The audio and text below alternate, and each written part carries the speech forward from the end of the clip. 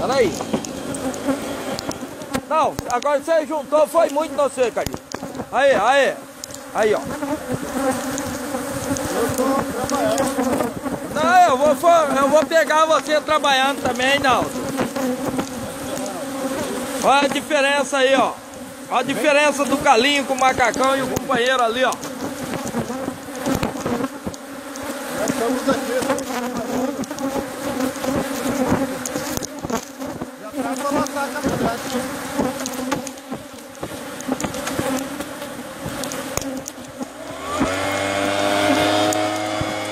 Gente, esse macacão viaja é o nosso macacão. Olha o pessoal trabalhando com o macacão branco.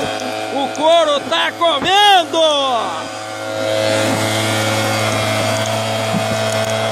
Tá vendo, Nivaldo? O couro tá comendo!